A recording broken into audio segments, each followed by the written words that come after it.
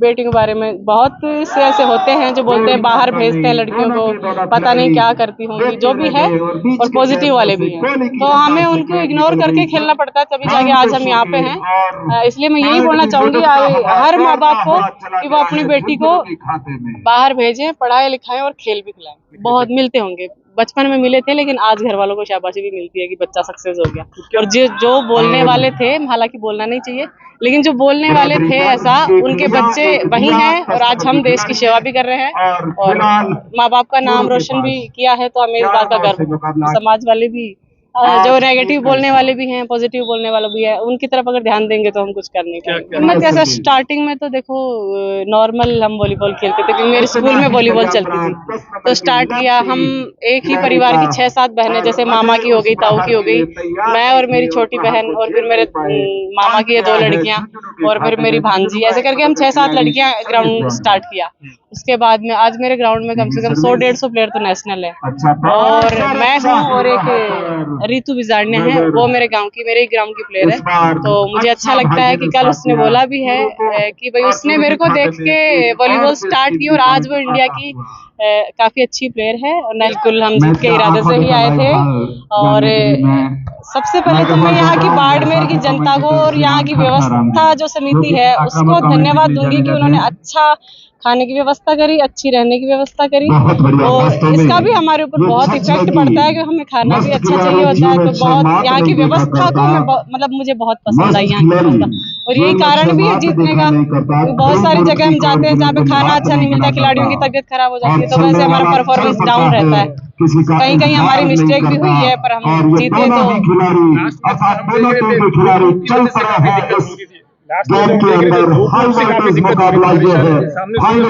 Sunlight की तो हमेशा ही दिक्कत होती है। देखो अब नॉर्मल रहते हैं तो भी दिक्कत होती है, वॉलीबॉल खेलते हैं तो ऊपर जाती, ऊपर की तरफ देखा ही नहीं जाता, लेकिन वो हमें एडजस्ट करना पड़ता है और कर लेते हैं, वैसे कोई ज्यादा दिक्कत नहीं आती। जो अनुभव था वो कितना काम आया मैच के दौरान? बिल्कुल, सारे प्लेयर जो हैं सारे अनुभवी प्लेयर हैं। जो मेरी जयपुर की टीम है उसमें 12 प्लेयर, उनमें से 10 प्लेयर राजस्थान पुलिस में जॉब करते हैं, 2 प्लेयर हैं जो अभी जूनियर बच्चे हैं, तो सब एक्सपीरियंस वाले हैं, उनको इतना ज्यादा समझाने की जरूरत नहीं है। और जो अपोजिट वाली टीम है, जूनियर बच्चे हैं, वो भी बहुत शानदार उनका परफॉर्मेंस है। पिछले साल भी इसी टीम से हमारा फाइनल मैच हुआ था, और इस बार भी इसी टीम से फाइनल मैच हुआ, पिछली बार भी जीते थे और इस बार भी। अगर समाज की बात करें तो वहाँ तो अपराधियों के पीछे दौड़ना पड़ता है, मैदान में एक बॉल के पीछे दौड़ना पड़ता है। बिल्कुल, हमें जॉब भी उसी टाइप की मिली है कि यहाँ हम प्लेयरों को हराते हैं, वहाँ पे हमें दुश्मनों को मात देनी पड़ती है। कैसे मैनेजमेंट कैसे हो पाता है? सर अभी खाकी और मैदान के खाकी का पूरा सपोर्ट है, हमें फिलहाल ड्यूटियों पे नहीं भेजा जाता, हमें सिर्फ और सिर्फ खेल के लिए छोड़ रखा है कि सुबह शाम प्रैक्टिस करते हैं और दिन में हम फ्री रहते हैं। ड्यूटी के लिए तभी जाते हैं जब कोई इंपॉर्टेंट ड्यूटी होती है, जैसे चुनाव ड्यूटी, उसके अलावा हमें ड्यूटियों पे नहीं जाना पड़ता। इस बात का कितना गर्व है कि जब मैदान में उतरे हैं उस वक्त सीने पे राजस्थान पुलिस का तमगा है? बिल्कुल, बहुत मेरा बचपन से यही सपना था कि मैं पुलिस की जॉब करूं। शुरू से मैं यही सोचती थी कि मतलब सबका लगभग प्लेयर का ये होता है कि हम रेलवे में जॉब करें, ऐसे मेरा ये था कि मैं पुलिस में जाऊं, क्योंकि मुझे पुलिस की वर्दी से ही बहुत प्यार है। जितना मुझे वॉलीबॉल से प्यार है उतना ही मुझे पुलिस की वर्दी से प्यार है। बहुत अच्छा, बहुत प्राउड फील होता है, बहुत एकदम अपने आप को बहुत स्ट्रांग फील करते हैं जब हम वर्दी पहनते हैं। तो इस बात का बेनिफिट मिलता है कि सामने वाली टीम को लगता है कि सामने सारी पुलिस वाले हैं, उस बात से डरते हैं। अब ये तो सामने वाले प्लेयर जाने, बाकी प्लेयरों में सर झिझक नहीं होती, चाहे जूनियर हो चाहे सीनियर हो, झिझक मतलब नहीं रहती। तो अब क्या लगता है आपके जो प्लेयर उनमें से कितने हैं जो इस बार देश खेलेंगे? देखो प्लेयर तो लगभग सभी अच्छे हैं, जिनका परफॉर्मेंस अच्छा होता है वो आगे खेलते हैं, जिनका डाउन रहता है वो नेक्स्ट टाइम के लिए तैयारी करते हैं। और निखरेंगे कैंप में हम जैसे कैंप में लगभग 20-25 लड़कियों का नाम डालते हैं, उसमें हम प्रैक्टिस करते हैं, 2 महीने का कैंप लगता है, तो उसमें जो प्रैक्टिस करता है, जो अपना अच्छा दिखाता है वो आगे जाता है। अंतरराष्ट्रीय लेवल का जो अनुभव था आपका वो कैसा रहा? वो बहुत ही, मैं जब स्टार्टिंग में खेलती थी स्कूल लेवल में 7th क्लास से खेल रही हूँ, तो तब मैंने सोचा नहीं था कि हम भाई नेशनल भी खेलेंगे। इंटरनेशनल तो बहुत दूर की बात थी, क्योंकि मेरे गांव में क्या, मेरे राजस्थान में कोई नहीं खेला था इंटरनेशनल। मैं राजस्थान की पहले एक मैडम थी मालती चौहान, उन्होंने इंडिया खेला था। उसके बाद में दूसरी इंटरनेशनल प्लेयर हूँ जो 25 साल बाद खेली। तो बहुत एकदम ऐसे सोचा भी नहीं था कि मैं इंटरनेशनल खेलूंगी, और खेला तो गांव वालों को भी बहुत अच्छा लगा। मेरे गुरु हैं जो जिन्होंने स्कूल शिक्षा से मेरे को खिलाया है, पीटीआई जी जो राम गोपाल जी सामोता नाम है उनका, वो उन्होंने मेरे को काफी अच्छा सपोर्ट किया, घर वालों को अच्छा। फिर हम स्टेडियम में आए तो प्रवीण जी जो अभी हमारे कोच थे उन्होंने हमें प्रैक्टिस करवाई, अभी भी वही हमें प्रैक्टिस करवाते हैं। तो बहुत सबका सपोर्ट रहता है, सब तब जाके जीतते हैं। और समाज वाले भी जो नेगेटिव बोलने वाले भी हैं, पॉजिटिव बोलने वाले भी हैं, उनकी तरफ अगर ध्यान देंगे तो हम कुछ कर नहीं पाएंगे। क्या नेगेटिव किस तरह का बोलने वाले बेटी के बारे में बहुत से ऐसे होते हैं जो बोलते हैं बाहर भेजते हैं लड़कियों को, पता नहीं क्या करती होंगी, जो भी है।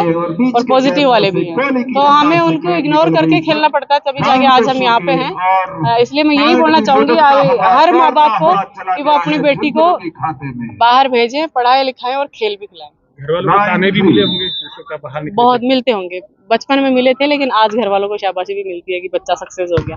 और जो बोलने वाले थे, हालांकि बोलना नहीं चाहिए, लेकिन जो बोलने वाले थे ऐसा, उनके बच्चे वही हैं और आज हम देश की सेवा भी कर रहे हैं और माँ बाप का नाम रोशन भी किया है, तो हमें इस बात का गर्व है। क्या ऐसा था जो छोटे से गांव से निकलकर अंतर्राष्ट्रीय लेवल पर आपको पहुंचा था? क्या वो मादा था, क्या वो हिम्मत की डेडिकेशन? हिम्मत कैसा, स्टार्टिंग में तो देखो नॉर्मल हम वॉलीबॉल खेलते थे क्योंकि मेरे स्कूल में वॉलीबॉल चलती थी, तो स्टार्ट किया। हम एक ही परिवार की 6-7 बहनें, जैसे मामा की हो गई, ताऊ की हो गई, मैं और मेरी छोटी बहन, और फिर मेरे मामा की 2 लड़कियां और फिर मेरी भांजी, ऐसे करके हम 6-7 लड़कियां ग्राउंड स्टार्ट किया।